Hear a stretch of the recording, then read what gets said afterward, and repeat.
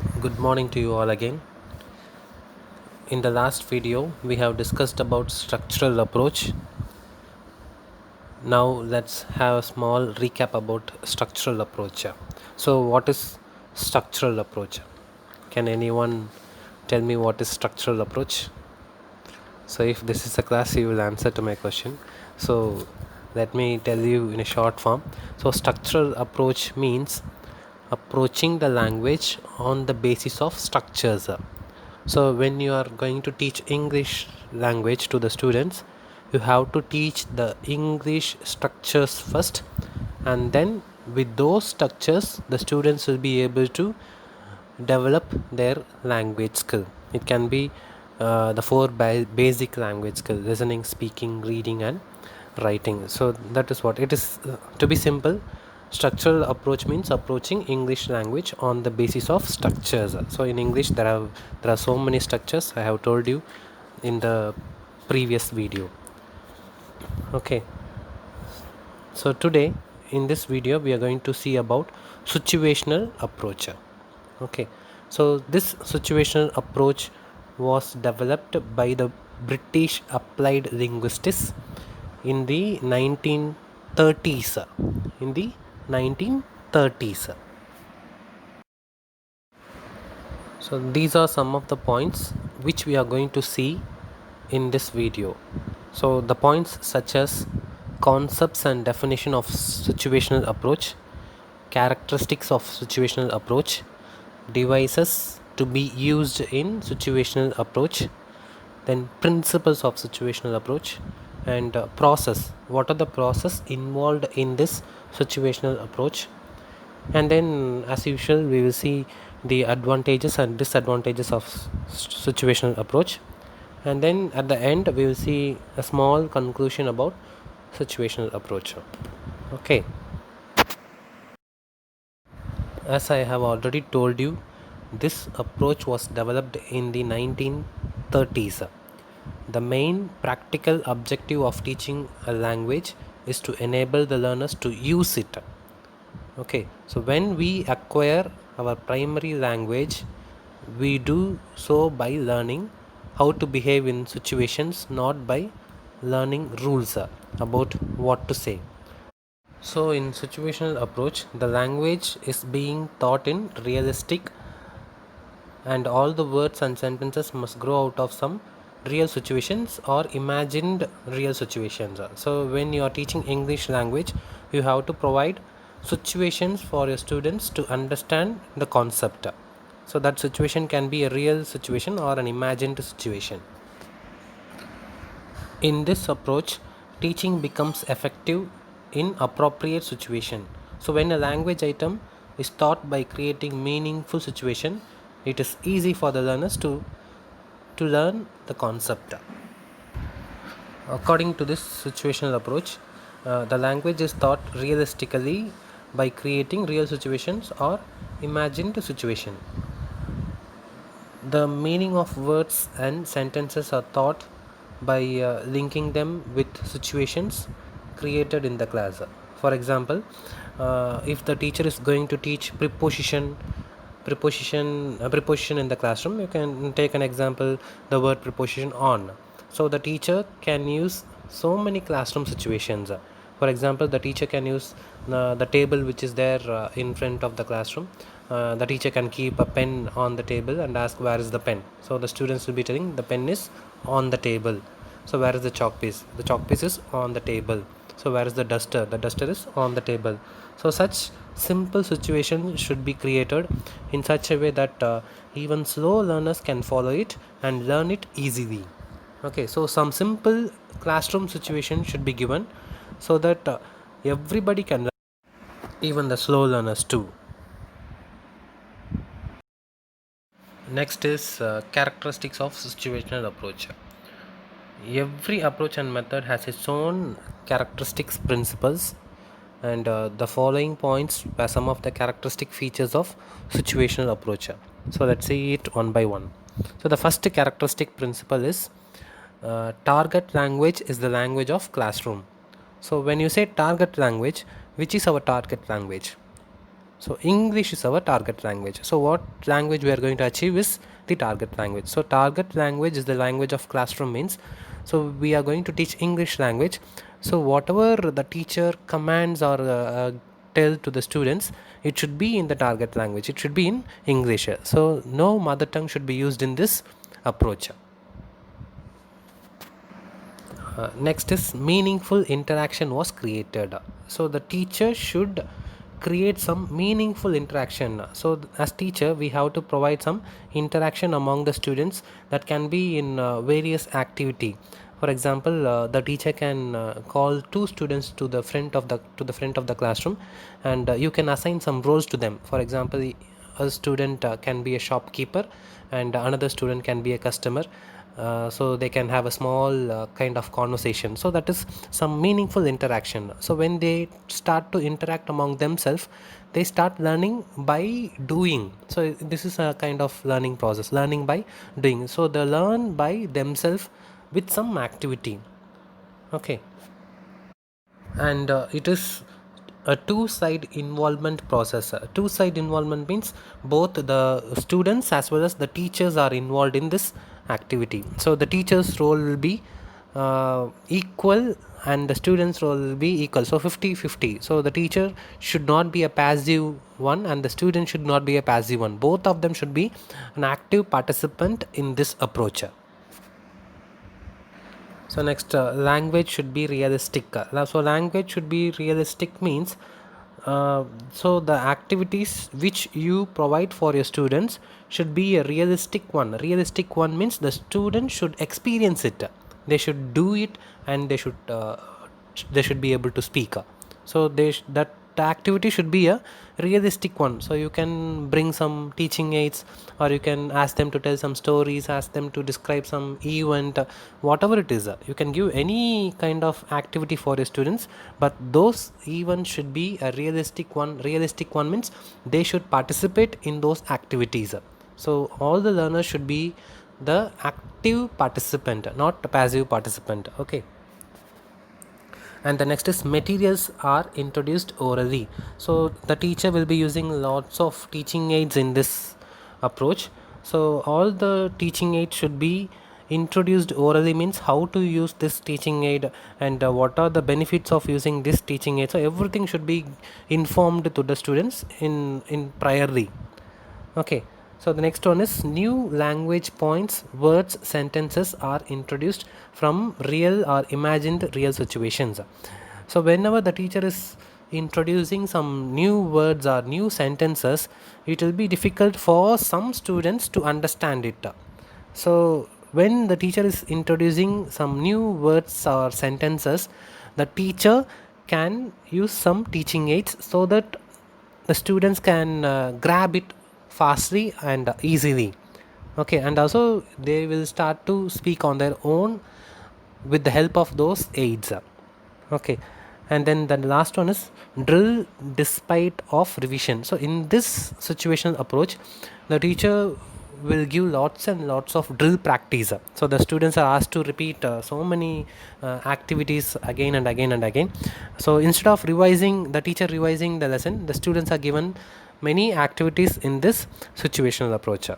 Okay, so these are some basic characteristics of situational approach.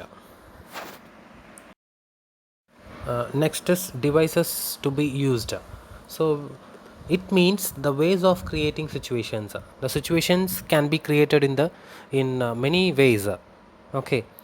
So for example, situations can be created inside the classroom, and situations can be created outside the classroom, and situations can be created with the help of some teaching aids like pictures, charts, models, etc. And teaching aids can sorry and situations can be prepared with the help of some imaginary situations. Okay.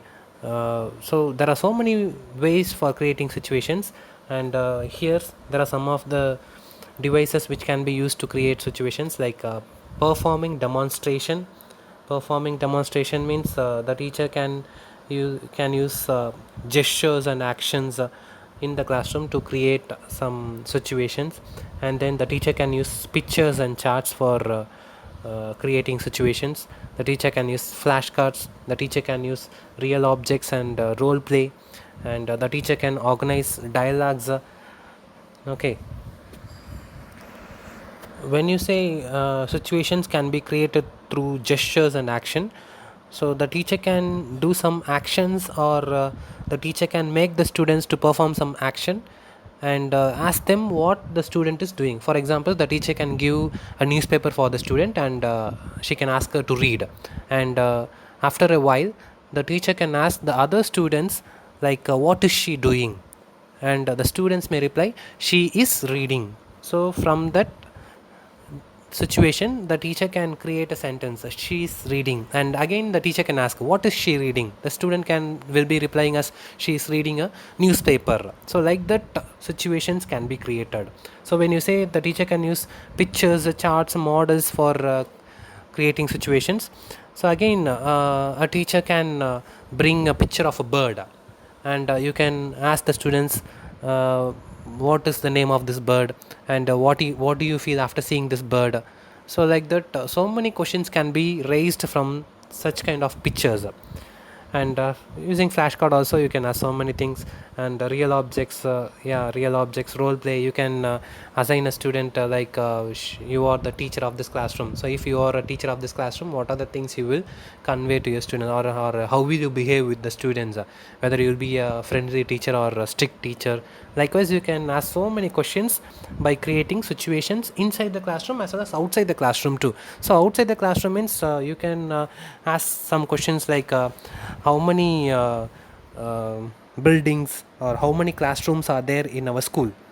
Okay, and how many trees are there in our campus. So likewise you can ask some questions which is outside the classroom. So you can use any kind of situations, whether it can be inside the classroom or outside the classroom or some imaginary situations.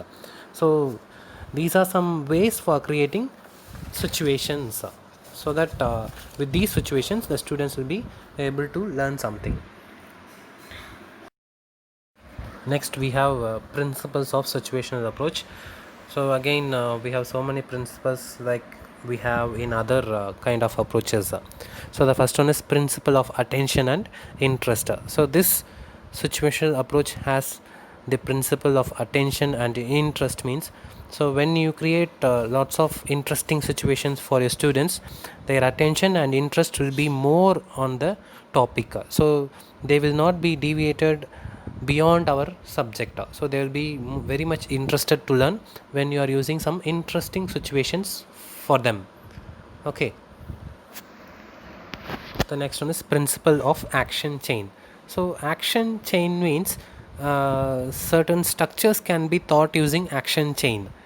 For example, the teacher is entering the classroom, the teacher is taking the chalk piece, the teacher is writing on the blackboard. Next, the teacher is writing on the blackboard in English. So next, the teacher is writing on the blackboard in English with a good handwriting. So likewise, you can create lots and lots of structures using the basic sentence, or from one sentence you can create a lot of sentence. So that is called action chain. Okay. Then the next one is the principle of variety and simplicity. So when you create some situations, those situations should be somewhat simple, and it should contain variety in it. You should not always give the same situations for your students. So the students will be expecting some variety in teaching and learning process. So you should give lots and lots of different situations, not the same pattern for the classroom. Okay, and then the next one is principle of play. So this is obviously all the young kids will be expecting learning by playing, playway method. Okay, so you should make your class in a somewhat activity based. So with those activity they will have some kind of interesting thing to learn. Okay, next is principle of hearing. Principle of hearing means as teachers you should provide lot of hearing means you should give them some listening activity. So as teacher you have to talk a lot, and then they should hear so many things. So because only after listening to a good English language they'll be able to produce the same good English language. So without hearing anything you cannot produce sounds. Okay, so you have to make them to listen to good English language. The next one is principle of using verbal and pictorial illustration. So verbal illustration and pictorial illustration. Verbal illustration means you can speak something to your students, or you can write something on the blackboard and make them to do what is on the blackboard, something like that. And pictorial illustration means you can, as I told you, you can show some picture and you can ask them, what do you feel from this picture? What is this bird? What is the name of this bird? So like that. Then next is principle of drawing on the blackboard. So the teacher can draw many things on the blackboard, and also the teacher can make the students to come forward and draw something on the blackboard. With those picture you can create some situations. And the last one is principle of easy to hard. This you know very well, from easiest concept to difficult concept, known to unknown. Okay, so these are some of the principles of this situational approach. Next is outcome of this situational approach. So outcome of this situational approach means what is the product of this approach. So if you practice this situational approach in your classroom, what will be the outcome? So the outcome will be language learning will become as a habit formation. Okay, so when you make this situational approach inside your classroom, the students will make language learning as a habit. So for example, if you give them a newspaper daily in your classroom and ask them to read a few paragraph regularly, and that can become a habit for them. Okay, so for 1 month if they practice in such a way, after the next month they will automatically search for the newspaper even if you don't give to them. Okay, so language learning will become a habit formation. Then mistakes should be avoided by the teacher. So mistakes should be avoided by the teacher means, so here in this method the teacher should be a well versed one, because if the teacher commits a mistake, the students will also um, start to do some errors in language learning.